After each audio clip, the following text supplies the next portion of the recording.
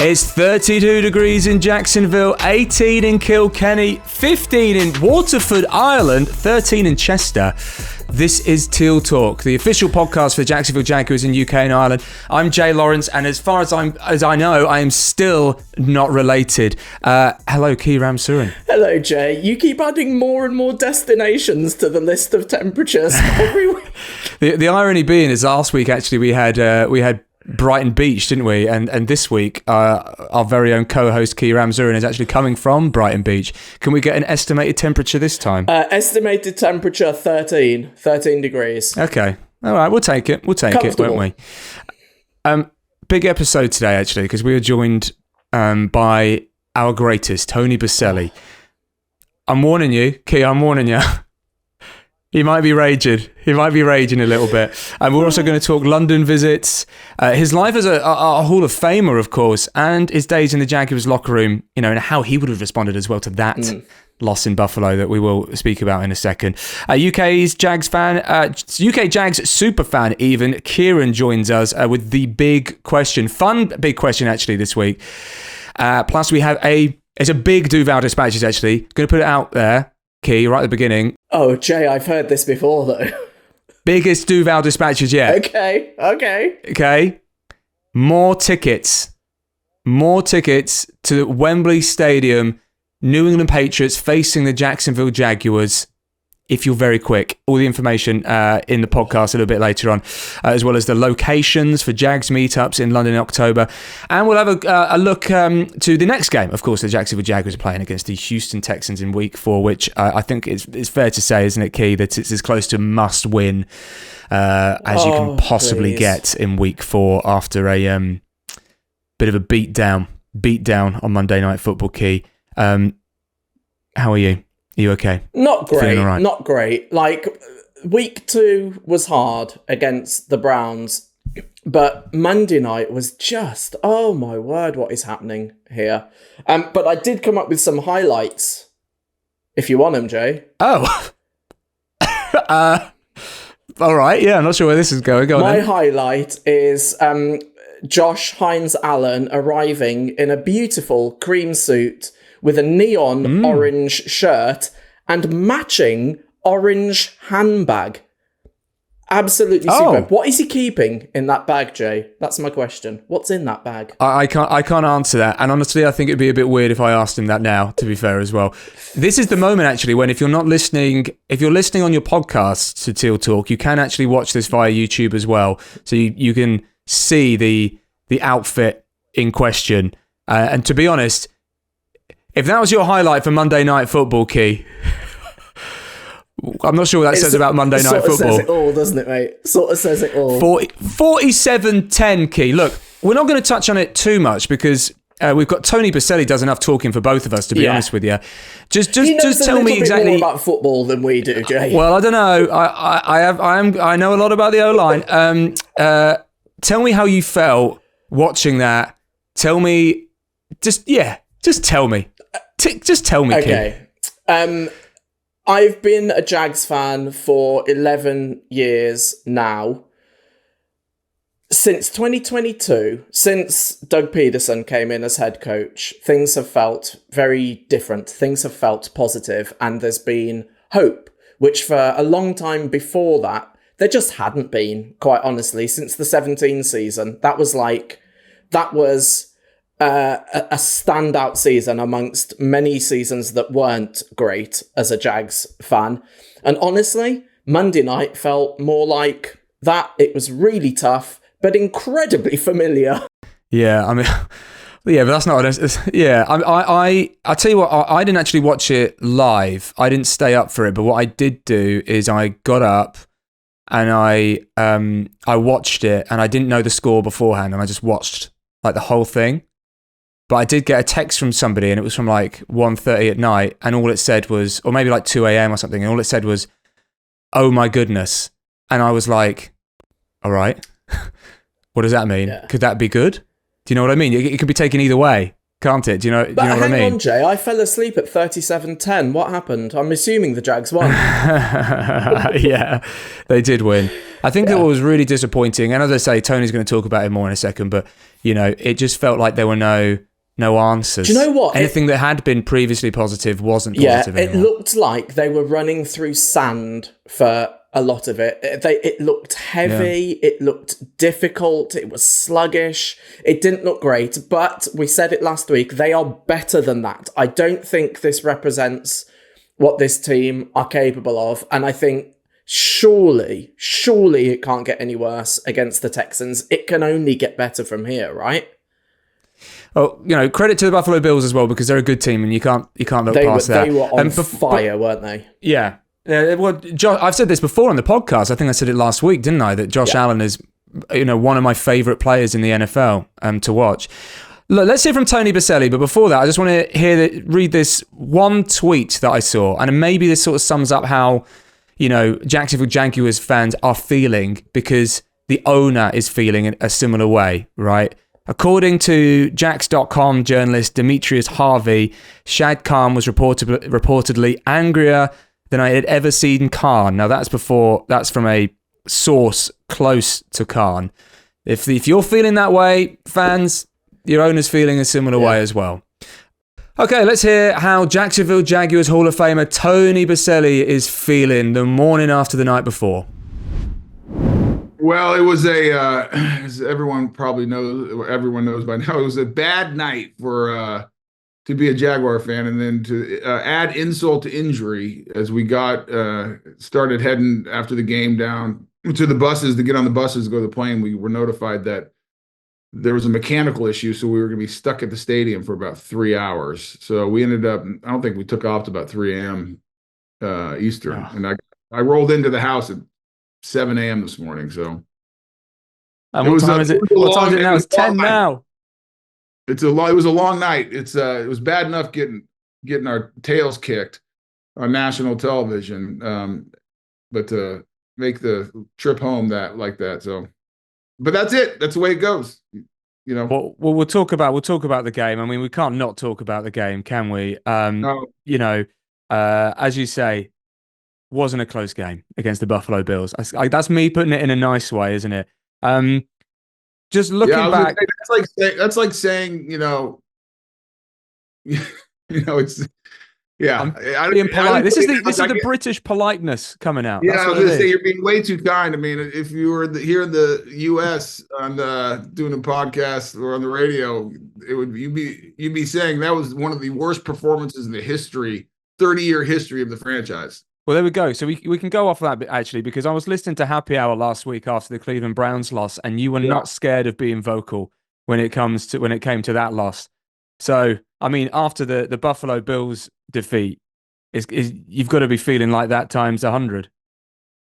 Well, yeah, it's very it's frustrating and disappointing because listen, Buffalo's a good team, so you knew that was going to be a tough game. In Monday night on the road, good football team, but win or lose, I mean, it's the NFL. It's week to week. It's tough. But you got to show up. You gotta put some effort on the field, and that shows that you're ready to play, that you're competitive, that you have a game plan, you understand what's and we just did nothing from the start. It was clear that their plan. They had a great plan against our defense. We had no answer. We didn't make any adjustments. Guys didn't make plays. We never got a stop at any point that mattered in that game. Offensively, you knew they had a bunch of good pass rushers. We come out throwing it and never established a run, which I thought we had to, which does multiple things, kind of calms everything down in a loud stadium and keeps your defense on the sideline. We keep on going 3 and out. So it was like you blink and you look, you're going, what the heck's going on? And then you look up, it's 20-3, and then you have one of the worst interceptions that you've seen in a long time, just airmailing a guy who's wide open in the middle of the field with no pressure. And at that point, you're just like, my goodness, what are we doing? And now you look up, you're 0-3. You just got blown out, embarrassed on national television. You're going to your division rival in Houston, who's 2-1, good football team coming off a bad loss. They're going to be ready. And, you're at a point in the season that there's nothing anyone can do except for the 53 guys in that locker room. Yeah, the coaches got to do their job, and they need to do a better job. There's no doubt about that. And Doug said that after the game last night. But I'm a big believer. It's about those guys in the locker room. Somebody in that locker room's got to make a decision. This is enough. Like we're not doing this anymore. And I don't care if like win or lose, whatever. But go out there and compete. Go out there and be proud of what you put on tape. And I don't think anyone, after and I haven't watched the tape yet because obviously I haven't barely slept, but I highly doubt very many people on that Jaguar sideline are going to be proud of that performance and are going to say, hey, let me show this at the Christmas dinner to my family and what a great job I did. And it's personal pride. You're a professional athlete. You got to own it. You got to make a difference. Well, look, you mentioned the locker room there, and what are you hoping is being said in the locker room right now? In these situations, to me, it's less about. You want individual leaders to step up, but I think it's the leadership, it's the guys in the locker room to go show people what this is what it looks like. This is what you need to do. And I'm a big believer. Every guy in that room gets paid to do a job. And I think it starts with every guy looking in the damn mirror and saying, am I doing everything I can do? Am I doing what I should be? Am I prepared? Am I studying? Am I getting my body ready? Am I doing my job? That's what you're getting paid to do. So each guy, it starts with each guy. And now you need leadership. You need guys, to set the example and everything else like that, especially for the young guys. But you got a bunch of veterans. Come on. You're getting paid. This is your job. And the question I would ask, if I was in that locker room is, hey, are everyone proud of what we put on tape? Because 31 other teams are looking at this. And guess what? If we don't make adjustments and if we don't change it, we got 14 more games. And they're not canceling those games, and nobody's going to feel sorry for us, and no one's going to take it easy on us. So we have a choice as individuals. Forget about the record. Forget about the playoffs. Forget about all that crap. We have the responsibility as individuals to make a decision here and now of what do we want to put on tape on Sunday? What do we want to go when we step on that field? What message are we sending to our opponents, to the rest of the league, to everyone watching of who we are as individuals and as a team? Because at some point you got to take it personal. Like we're playing 14 more games and they're not. Those are coming. We are going to Houston. So it comes down to that locker room, those guys saying, okay, enough's enough. And you hope that there's enough guys that do that, because that's the only way it's changing. There's no magic speech that Doug can give. There's no players out there that you can go get or trade for, or there's no magic, pill you can take. It is literally, it's no easy answer. It's those guys making a decision that it's going to change. That's the only way it changes. But are you saying that it's just as much here a mental thing as it is as a coaching, play calling situation? Coaches need to do a better job. The coaching staff needs to do a better job to make sure they're prepared, have a good game plan, and put these guys in the best position they can. Okay. But that's all they can do. It's the players that have to go execute that. And so, it's mental, because the human nature, Jay, and this is everyone listening has a job out there, and human nature is when it's going tough, a lot of people, just kind of curl up in a ball and, put their thumb in their mouth and say, oh my gosh, just hope it goes away. It's hard, or you want to quit, or you want to go, you're discouraged. You want to do something else. That's you. That's the natural, that's the easy. That's the key thing, isn't it? Yeah. Yeah. And so the question is, are you going to fight against that and say, no, this is hard. This is difficult, but the only way through it is through it. You got to go head first. And so it's mental. Yes. It's physical. You have to make a decision. Once you make that decision mentally, like now you got to go do it. You got to put the work in. You got to put it on the practice field. You got to rep it. You got to do what it takes. And then you got to go on the field and execute it. And here's my issue, my whole thing. And play the right way. Mentally be prepared. Physically give it everything you got. And if you lose, you can live with it. But that last night is unacceptable. Can you think of any situation in your career where you've had to step up in the locker room and have that difficult conversation with your teammates? Yeah, I've been on teams. You have team meetings or player only meetings and stuff like that, and guys speak up. I was fortunate. I mean, I was on a lot of good teams where we had a lot of guys, especially when I was a younger player, that said, "Hey, like, let's go. Like, here's what's in front of us." I've been in those situations. I mean, I played a Sunday night game against the Minnesota Vikings, and we had our third string quarterback, and they were the best team in the league, and we got beat 55-10. We got blown out. And it was one of those things, like, yeah, we had a lot of excuses, and it was one of the most disappointing games of my career because if I'm honest with myself, you go back and mentally you're going on that field, you're with your third string quarterback, your backup running back, a bunch of backup offensive linemen because everyone was hurt from the week before. We already made the playoffs, but you went into that game and we weren't ready. And after that game, we had to make a decision like, all right, let's go. Let's flush this down. Let's get back because we have the playoffs in front of us. And we have another regular season game. We got to change it because this is not good enough. And I was fortunate because I had played with a bunch of guys that individually had a lot of pride in what they did. And I think there's guys on this team, I know there are. And it's up to those individuals. It's yes, maybe there's some words that can be said, but you got to go demonstrate it on the practice field. You got to go demonstrate it in the facility, how you prepare. You got to go demonstrate it in the weight room. You got to go demonstrate it with your body language and how you talk and how you approach it. And so I think everyone wants that rah-rah speech. And those are good at times. And those are nice motivational things. But it's also, it's individuals have to, again, I'm going back, look yourself in the mirror, dig deep, and make a decision. What do you want to put on tape? Because, Jay, the interesting thing is, and this always haunted me all the time, what you do as an NFL player is on tape for everybody else in the league to see. Everybody. And so what you do in the way you play, you send a message of who you are. And that goes for the individual, as the unit, and then as a team. You are sending a message of who you are.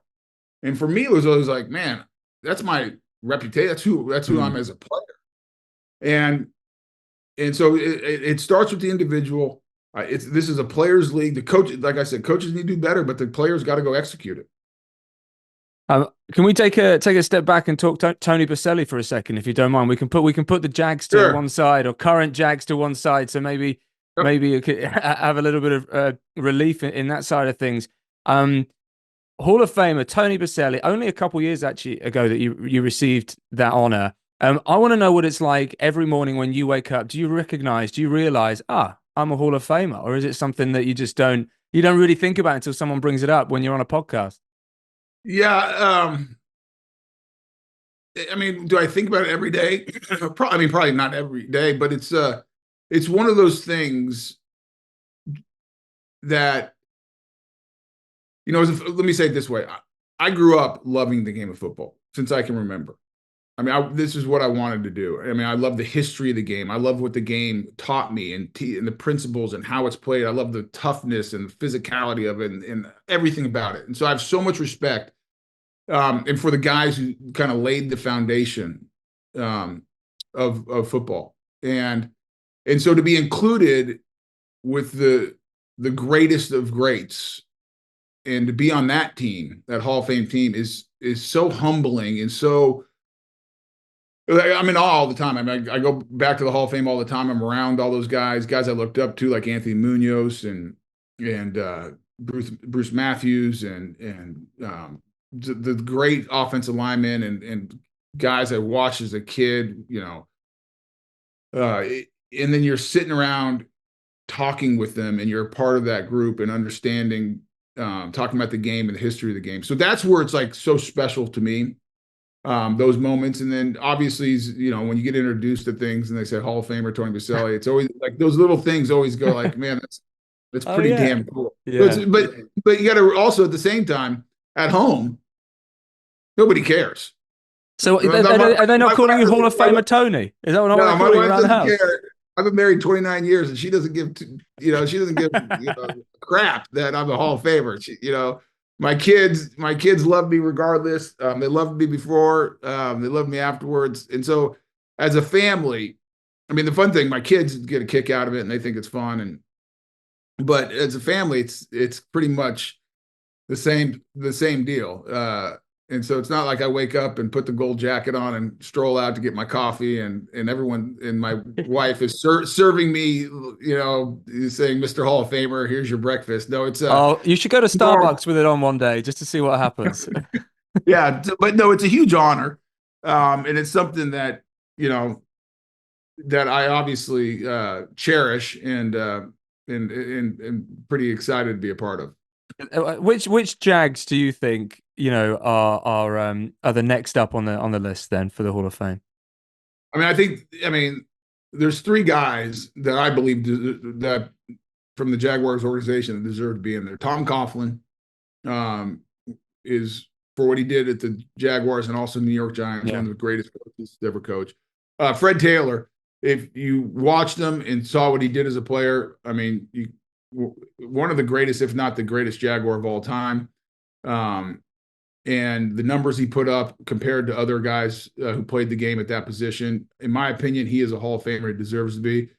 And then the third is Jimmy Smith. And again, just go look at the numbers. And then the test for me always is go talk to guys who had to play against Fred Taylor and Jimmy Smith. Go talk to the defenders who tried to stop them. Go talk to the corners. Go talk to the corners in the Hall of Fame that had to play against Jimmy Smith and Fred Taylor. And they'll tell you.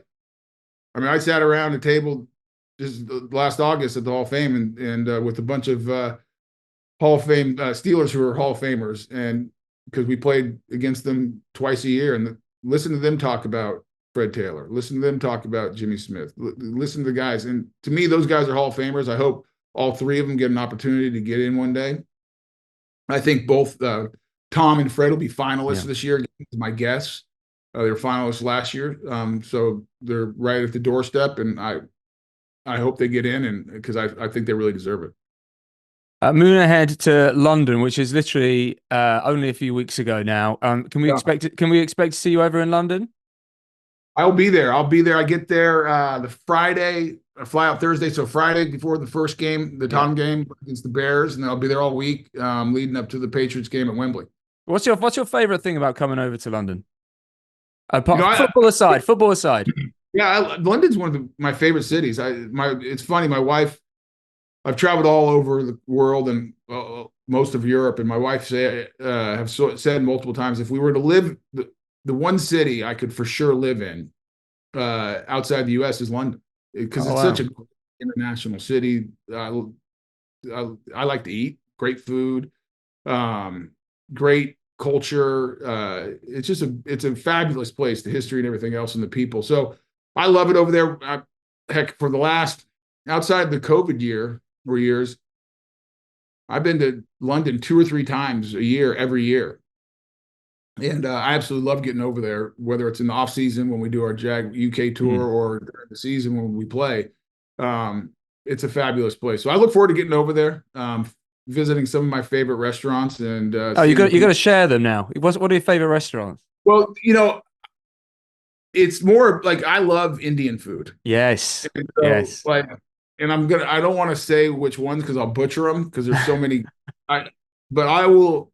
So I'll be there, 8-9 days. I bet you 4 of the meals will be at a different Indian restaurant each night. And so it's great. It's a great place. You mentioned that you went on the tour to loads of different places around the UK as well. What are your memories, or like your best memories of some of those places? And and tell me about your memories of meeting some Jags fans from around the UK as well.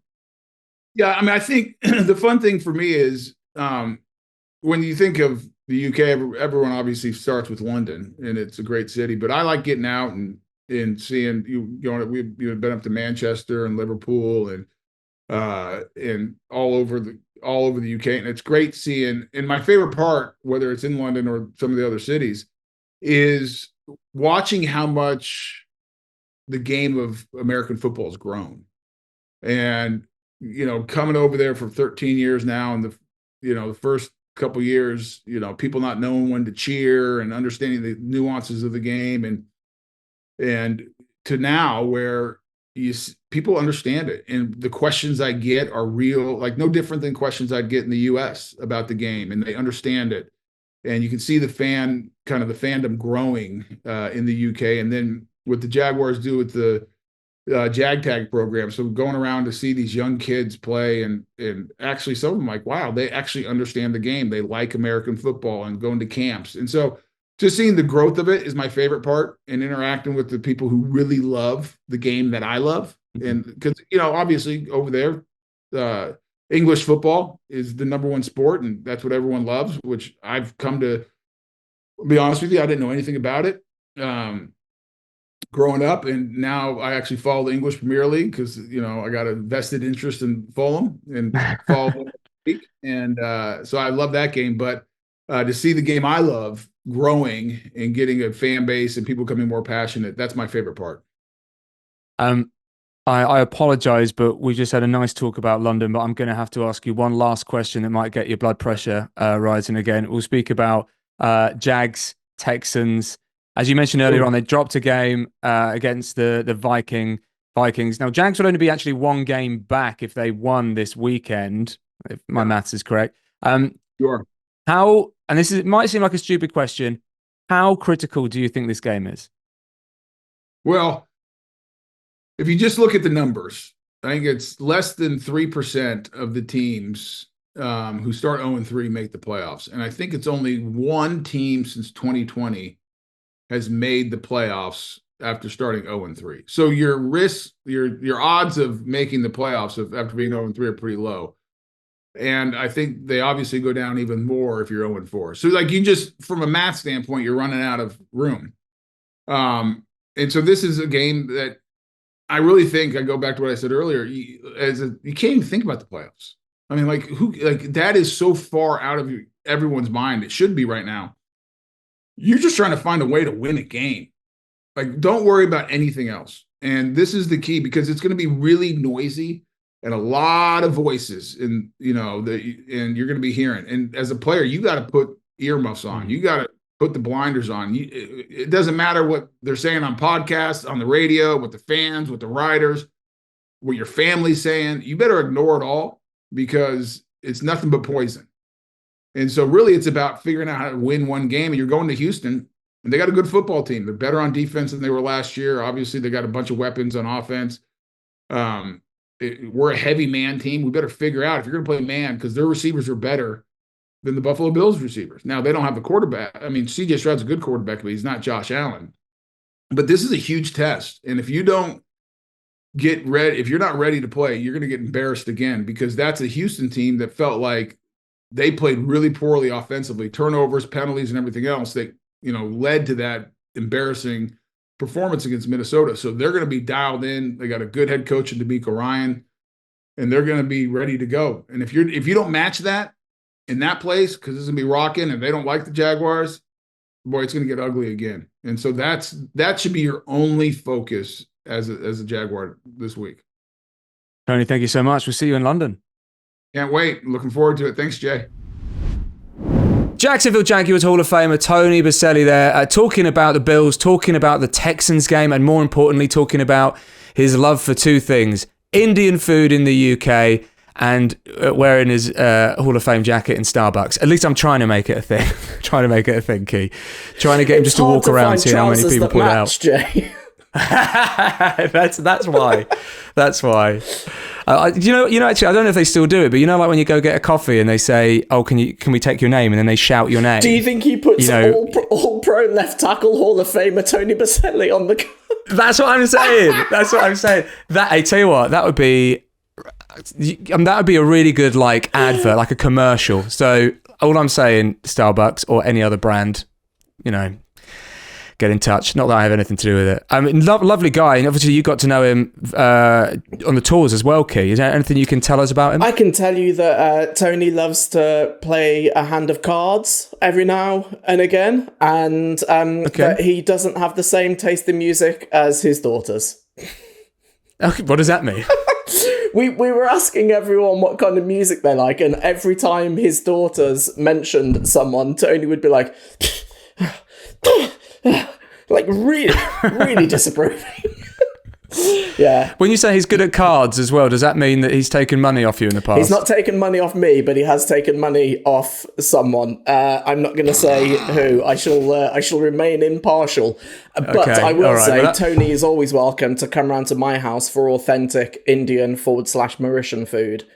I'd cook. Well, there we I'd go. cook for you, Tony. You've got an invite there, Tony. There you go. You got an invite. Look forward to meeting him, because I've not met him before. First time speaking to him, so I'll be meeting him in just a few weeks' time, of course, when he's over for the London games. And now, look, Kee, we have been. It's time for Duvall Dispatches, and I feel like the last couple of weeks have been literally us going, it's coming. Honest, there's going to be some news. There will be news that you're interested in, but actually today. How long can you dangle that carrot for, Jay? Yeah, but actually today is really good. Actually, today's really exciting. We have been teasing with the possibility of more tickets, and yes, more information this week. A limited number of tickets will become available. They'll be released at 11 a.m. Wednesday morning. Details of how to access the tickets can be found on our social channels. And obviously, apologies if you've downloaded this podcast late and have thus missed out on the tickets. Feel very awkward about that one. Kee, I've also got more information on game week activations. Can now confirm as well. Drum roll, please. That we are hosting 2 Jaguars pub parties at Goldwood on Old Jewellery Street in central London. Both Saturdays of our London games. So that's the 12th and the 19th. Which, can I, again, say it for the millionth time, this is not far away now. You can head down from 4 p.m. to join fellow Jags fans. You can meet the roar of the Jaguars and have pictures with Jaguars alumni, plus our very own Jay Kee Shadrick as well. It's the place to be for any Jags fan in London for the games. If that's not enough, Kee, there's also going to be some retail signings in central London locations on both Saturdays. I'll have more updates on those for you next week. And one final note. I don't know if you've heard about this, Kee. Have you heard about what we've been doing? The Jacksonville Jags have been doing over the Gridiron Grant? It's fresh this week. About the Gridiron Grant, Jay, yeah, but it's amazing. I always want to hear more. Yeah, it's amazing. It's fresh this week for students at universities and colleges around the country. So it's amazing to be able to share this year's recipients of the Gridiron Grant who have just embarked on their respective courses, fully funded by our valued partner, LGT Wealth Management US. Now, 2 winners selected each year. And the only criteria for applying is that you must have participated regularly in one of our Jag Tag programs. So this year, Michael Gary and Daniela Yaboa are the worthy recipients. Michael will study business at UWE, and Daniela has started at Nottingham University studying medicine. Amazing. Congratulations to both of those. We're actually going to catch up with both those students throughout the season to see how they're getting on. And a big thank you to LGT Wealth Management US, who make this happen year after year. It's incredible stuff. You know what? I'm going to put it out there, Kee. Life-changing stuff. Dude, I love it, man. I'm really fortunate. I've managed to meet a few of the people that have have received the Gridiron Grant. And honestly, life-changing is the word, dude. It really does make such a difference to these people's lives. It's great. I can't say enough good stuff about it, man. Now, we spoke about this a little bit last week as well, and I don't know if you've had any more thoughts about possible restaurants or possible bars that you could go to with this, Kee. I'll give you a second. Jaguars UK have partnered with Elite Sports Travel to bring you the best possible game weekend during week 15 of the season versus the New York Jets. 4-night trip runs Thursday the 12th to Monday the 16th of December, hotel accommodation and tickets to the game on Sunday the 15th of December as well. Now, there's a fun Friday evening social event hosted by Sky Sports' Neil Reynolds. Very nice guy. Met him the other week for the first time. Very nice guy. A Q&A alongside a Jacksonville Jaguars legend. And you can spend, Saturday, relaxing by on the beach. Going to some bars and restaurants. Any more recommended? So here's my ideal way to spend an afternoon and evening in Jacksonville that wouldn't be going to see a game, obviously, outside of seeing a Jags game. It would be spend the afternoon on the beach. You must get in the ocean because the water doesn't feel like it does in the UK. It's wonderful. 100% recommend doing that. Then go to Hawker's, get Asian street food, and then you can finish up at Lemon Bar, which is owned by the guy that owns that football team in Jacksonville. Really good bar on the beach. That football team? Yeah, what are they called? The Jags. It's owned by Mr. The Jaguars? Khan. Yeah. Oh! That took me way too long. Dude. I was like, I didn't know which football you were referring to for a second Mr. Khan there. also owns a bar on Atlantic Beach, like right on the beach. It's pretty cool. So I would say check that out as well. Of course, you can go do that. You can go play some golf as well. Loads of people play golf, don't they, when they're over in Florida? Game Day will provide all that the NFL's famous for, with so much going on to give you the best possible experience. You can find out more by visiting elitesportstravel.co.uk and stay tuned for all the exciting activity planned for game week across all of our social channels. And if you haven't already, go subscribe to the Union Jacks newsletter on jaguars.co.uk. There's always as well the show, Jaguars Weekly on Sky Sports NFL. Kyron Surin, what's going on this week? This week we have highlights of the Bills game, analysis, pressers, and then we have from VP of UK Operations, Maria Gigante, we have a 5-minute interview talking about growing the sport over here and investing in the future in Ireland as well. Really good. And then Tony, of course, like we do every week. Tony's back on the show as well to talk about the upcoming Texans game. And where and when?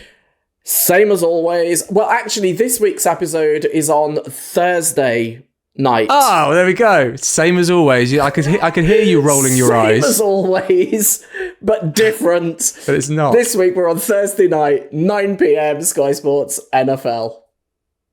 I watched last week's episode, Key. Well done on putting that all Thank together. You. Were you very disappointed not to be in it, Jay? Yeah, I was going to say, I'm very disappointed you didn't include both of us at the end of it. Again. Yeah. So I'm assuming that's a time thing. It was literally just a time thing. Obviously, not a quality thing. Obviously, I'm including a good 7 minutes of us in this week's because I don't want to show the highlights. Yeah. Yeah. Okay, all right, time. It is time to get the big question. This is where we get a Jags UK super fan on every single week to give us the big question this time around. Hello, Kyron. Kyron, what is your big question? My big question is, what are your favourite traditions or game day rituals that you do as a Jags fan? It's a good question. It's a really good question. Oh, okay, very good question. And I love the fact that you're bringing in almost like a... like every Sunday sort of thing, aren't you? Kyron, you need to answer first. That's what I've decided for today. So a big one for me is putting on all the merch that I own, including a little baseball cap, jersey. If it's winter, t-shirt over jersey, and then hoodie over that. I don't wear both pairs of socks that I own. I think that'd be a bit too much. That would be excessive. I'm not going to lie to you, Kyron. You literally wear like if this is going to sound like TMI. Like, if you're like naked and then you put on as much as you can. Jay, where are we going, mate? I didn't mean it to sound weird. I meant like, we're talking like everything. So if it's cold enough and I'm not going to be roasting to death, I will put on as much as I physically can. Okay. Wow. That's really good, to be fair. And that means that if anybody meets you on a Sunday and they don't know who you support, then you've only got them to blame. Do you know what I mean? Me and Key have actually had conversations, haven't we, recently, Key, about how my Sunday setup is pretty poor at the moment. So I feel like I'm not the best person to answer this. I can't quite work out how to watch stuff that makes me feel comfortable. So, Key, have you got a tradition? Do you know what? I don't have one for every Sunday. Do you know what I will say? Before every game, I will, and I don't know why. I've never thought of this as a tradition, but maybe it is. I will, before every game starts, go, "Come on, Trev! Come on, Trev!" Every Sunday, without fail. But the actual answer that I was going to give is for Wembley, which is before the games start at Wembley and before the fans start to arrive, I like to stand up at the tube station and just spend 5-10 minutes taking it all in, watching all the Jags fans arrive and just taking in all that atmosphere. So that's actually like a Wembley tradition that I have. That's a good one, actually, because I was going to give a Wembley tradition as well to celebrate the fact that who's going to be doing the Duvall at Wembley Stadium? I don't know, Jay. You've never talked about it. Yeah. Wembley Stadium, New England Patriots, Jacksonville Jaguars. I'll be doing the Duvall to start the game. I actually, what I've been doing over the last few years that I really enjoy doing, and actually this really like makes the London games for me, is that I go out and for social media and just for fun, really, is I go out and speak to like loads of fans like out before the game, and what you get then is you get such you get so much like atmosphere, like you soak up the atmosphere. Obviously, you've got the game atmosphere, but when it's everything beforehand, which I really love because everybody is starting to feel that excitement. Do you know what I mean? So like, as much as I think I need to work on my traditions, I feel like I feel pretty good about how I deal with my Sundays when it's the London games. I go out and I just try and soak up as much atmosphere as possible. You can feel as good as you want, Jay. Kyron wins this round. It's as simple as that. Kyron does win this round every single time. Kyron, how did you become a Jags fan? Actually, about 3-4 years ago now, my girlfriend introduced me to the lovely world of American football. And I'd watched a Netflix show that I can't remember the name of previously, but one of the characters was like a huge Jaguars fan.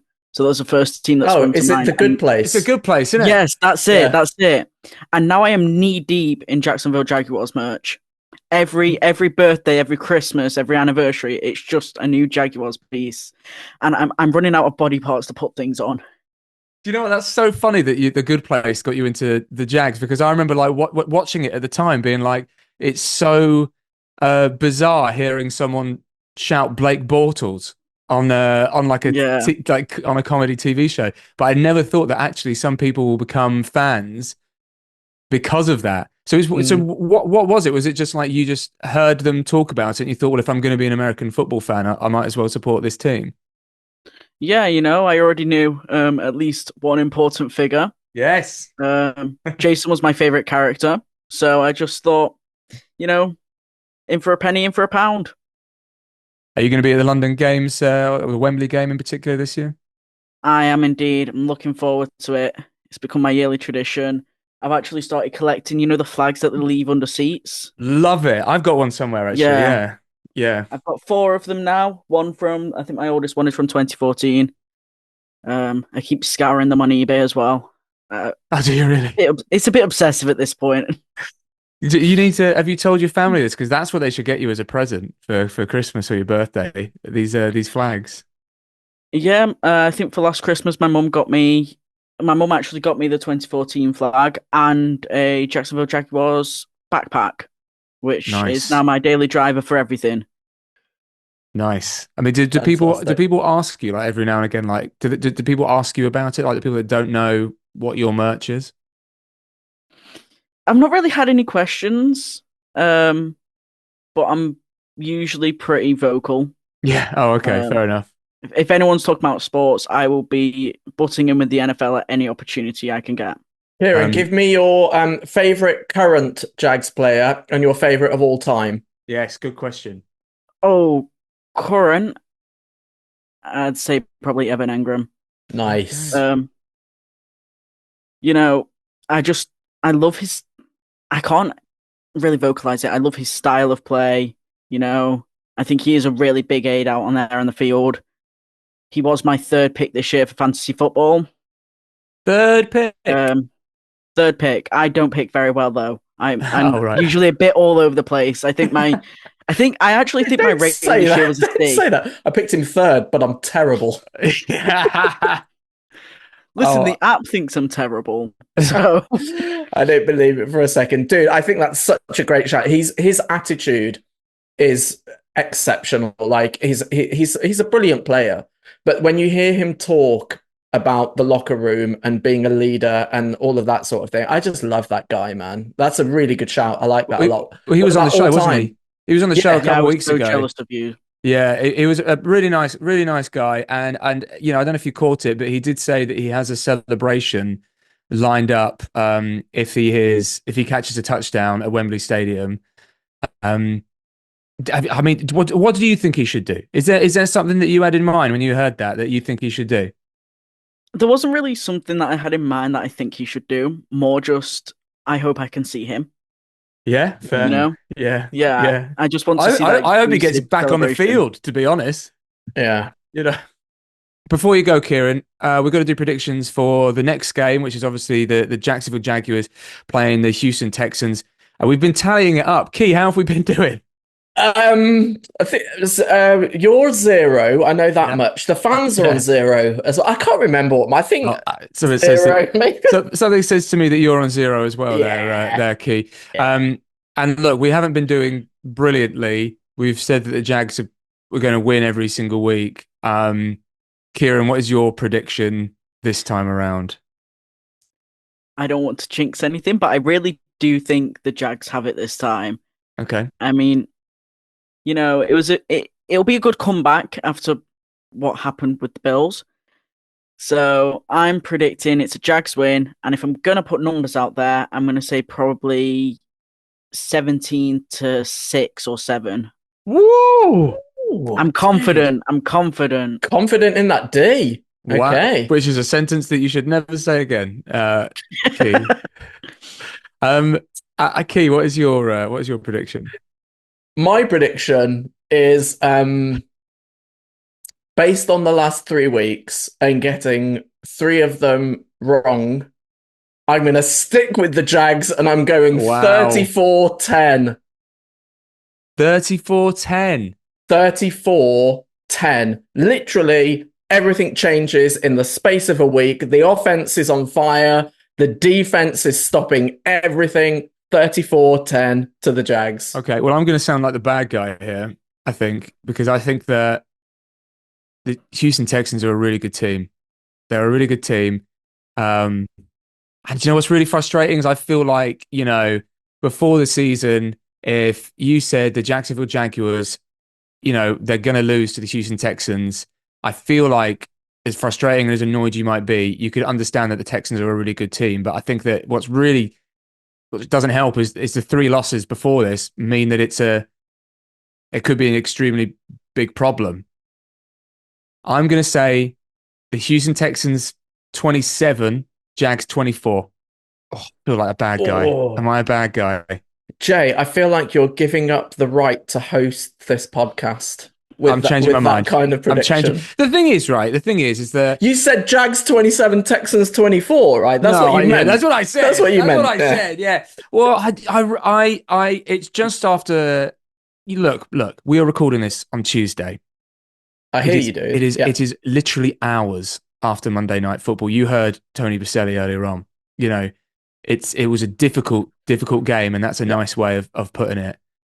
The Texans are a really good team. 27-24, but I would love to be back here in a week's time talking about how much of an idiot I am. Jay, I hope you still have a 0 this time next week, mate. Do you know what? I feel like I'm a bad guy. I feel really bad. Okay. You guys can go. You guys can go. Go with your heart, Jay. Go with your heart. No matter how much it hurts. Kyron, thank you so much for joining us. And I apologize if you hate me now. I wouldn't say I hate you, but thank you so much for having me, both of you. Thanks, cheers, mate. All right, we'll see you in a few weeks at Wembley. Cheers, thanks. See you there. Cheers, mate.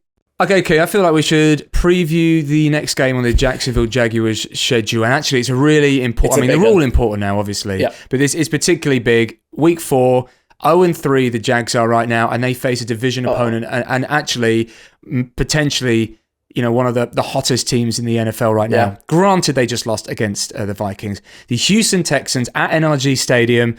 It's going to be a tough one, Key. Can you give me maybe your key matchup? I think my key matchup after the debacle of last season's kickoff return would be Cam Little against the Texans fullback. Yeah, what happened last year? There was some weird moment where there was a kickoff and then it went to their fullback bobbled it, but then managed to pick it up and return it a ridiculous amount of yards, 90 yards or something silly. So that's my key matchup, is Cam Little not hitting their fullback on the kickoff. That's the key to this. I think it's going to be really tough though, because It is. CJ Stroud has been a consistent over his year and a bit now in the NFL. He has been consistent, and it's going to be tough because this is the part where the Jags need to do what they didn't do against the Bills, which is unsettle that quarterback, and make sure that he doesn't have enough time to get the ball away. Because when he gets the ball away, he is an accurate quarterback. He is a very talented man. And the likelihood is, with the wide receiver options that he has as well, Stephon Diggs, Tank Dell, Nico Collins, there are going to be options. It's a talented Houston offense, and the Jags defense need to really show what they're about. Yeah, I mean, we saw it on Monday night. The defensive line was just not there at all. They were pushed around and it was really hard to watch. There were massive gaps in the secondary. If they can address all of that and get it fixed, this should be a really, really good contest, because they're capable of doing it. They just need to fix that stuff. But when CJ Stroud performs, man, that kid's good. I like him a lot.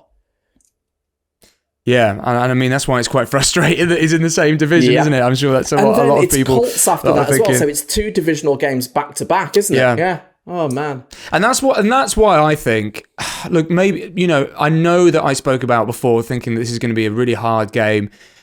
The Texans are going to be the favourites. There's no doubt about that.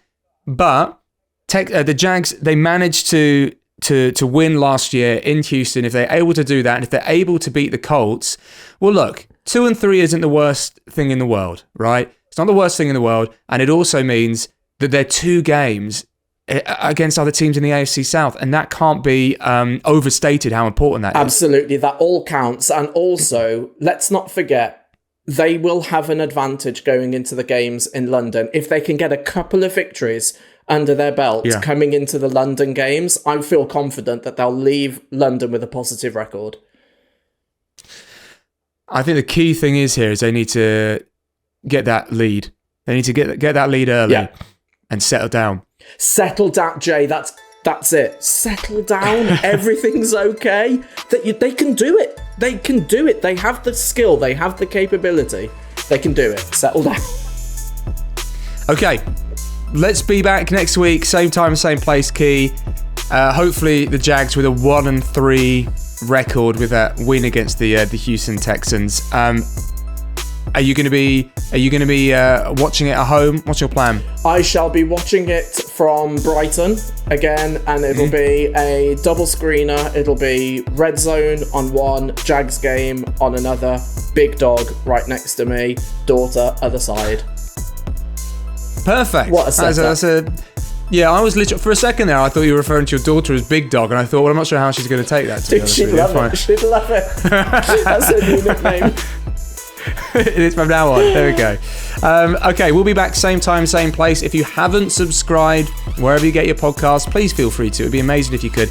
And leave a review. It'd be so amazing if you could leave a review, whether that's on wherever you get your podcasts. We're also on YouTube as well. So you can comments, Jay. I love the YouTube comments. Yeah, it's nice. Lovely. Yeah, it's always nice, isn't it? So you can see our faces as well and be like, thought they'd be taller. You can subscribe on YouTube, obviously, as well. We will be back same time, same place next week. This is a Shooting Shark production for Jacksonville Jaguars, UK and Ireland. See ya after week 4.